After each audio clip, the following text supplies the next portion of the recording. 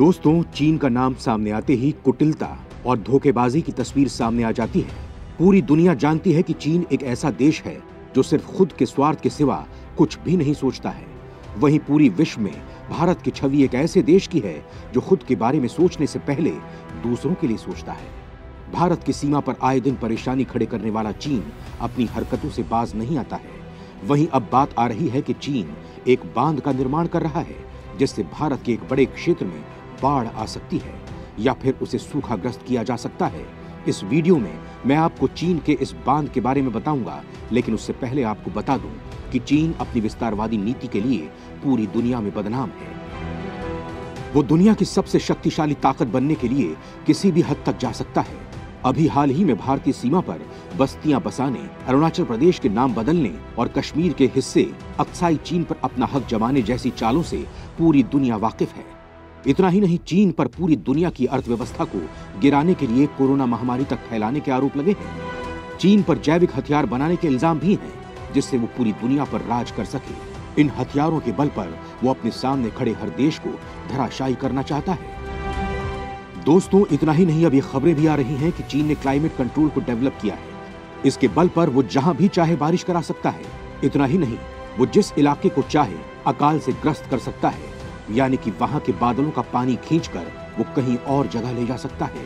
वहीं बताया जा रहा है कि चीन अपनी इस तकनीक का इस्तेमाल भारत के खिलाफ करने जा रहा है। सूत्रों का कहना है कि चीन ब्रह्मपुत्र नदी पर बांध बनाने की तैयारी कर रहा है।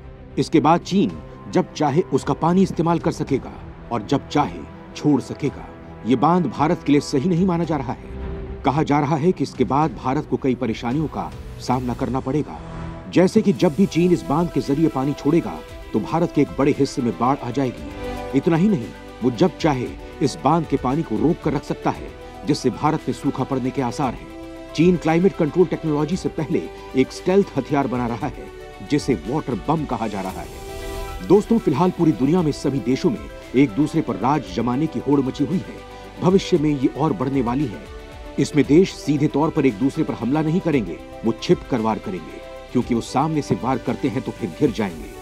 जैसे रूस को यूक्रेन पर हमला करने को लेकर प्रतिबंधों का सामना करना पड़ रहा है, ऐसे प्रतिबंधों से बचने के लिए स्टेल्थ टेक्नोलॉजी को काम में लिया जाएगा, जिसमें छिपकर गुप्त रूप से वार किया जाएगा।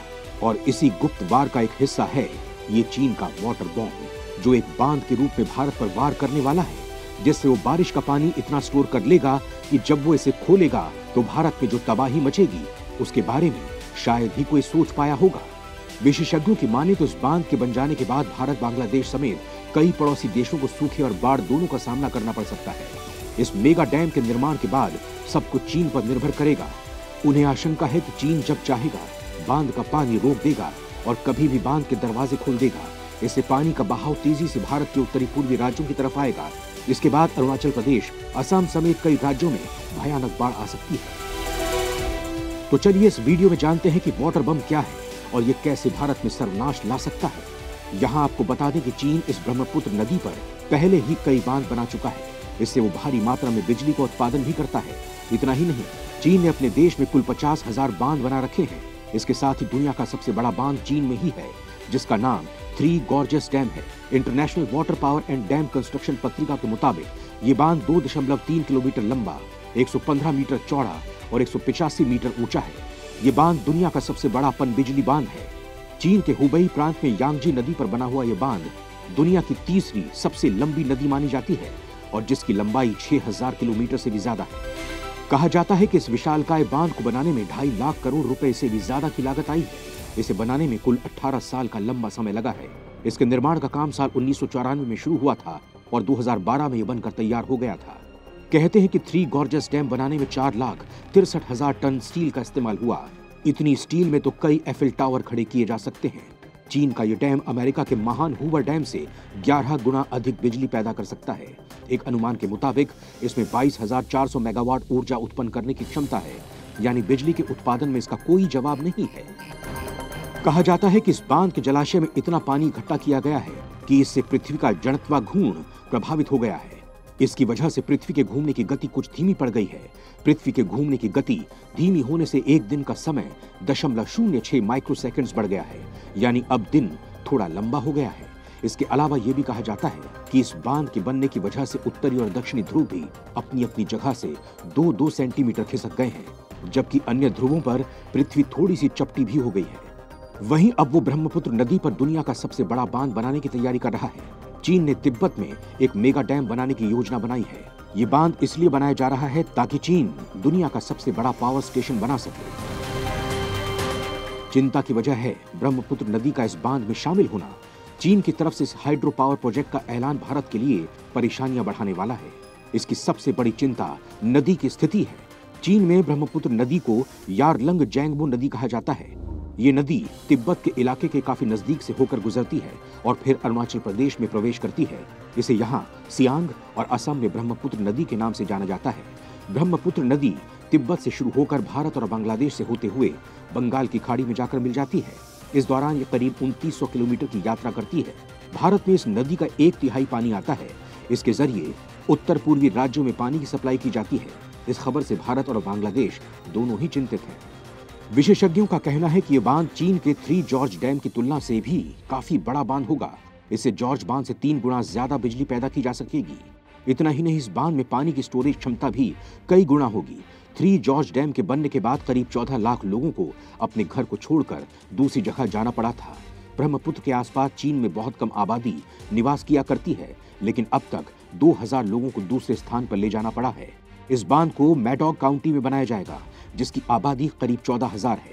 करीब 25 लाख वर्ग किलोमीटर में फैला तिब्बत का पठार न केवल प्राकृतिक संपदा से भरा है, बल्कि कई और देशों से इसकी सीमा भी जुड़ती है। तीसरा ध्रुव कहे जाने वाले तिब्बत के पठार पर बर्फ पिघलने और जल स्रोतों से चीन, भारत और भूटान की करीब 1.8 अरब की आबादी की प्यास बुझती है। हालांकि चीन का कहना है कि वो अपने पड़ोसी देशों के हितों का ध्यान रखते हुए ही कोई काम करेगा, लेकिन चीन की इस बात पर किसी को भी विश्वास नहीं है। चीन भले ही ये दावा करे, लेकिन मेकोंग नदी पर उसके 11 बांध बनाने से दक्षिणी पूर्वी एशिया के कई देशों जैसे म्यांमार, लाओस में पानी की भारी कमी हो गई है। अब यही खतरा भारत और बांग्लादेश पर भी मंडराने लगा है। दोस्तों, वहीं ये सवाल भी आता है कि भारत चीन के इस कदम का क्या जवाब देगा। तो दोस्तों, विशेषज्ञों का कहना है कि चीन की तरफ से आने वाली नदी के एंट्री पॉइंट पर एक डैम बना दिया जाए, वहां हाइड्रो इलेक्ट्रिक पावर बना दिया जाए जिससे बिजली बनाई जा सके। वहीं चीन अगर बांध बनाता है तो उसके द्वारा छोड़ा गया पानी भारत इस बांध से कुछ हद तक रोक सकता है, जिससे यहां होने वाली तबाही को रोका जा सकता है। चीन की यह हरकत मानवीय दृष्टि से सही नहीं मानी जा रही है। आज भले ही चीन शक्तिशाली होता जा रहा है, लेकिन फिर भी चीन को इसका सबक मिलता ही रहता है। उसने पूरी दुनिया को तबाह करने के लिए कोरोना जैसी महामारी फैला दी थी, लेकिन उसकी चपेट में वो खुद भी आ गया था।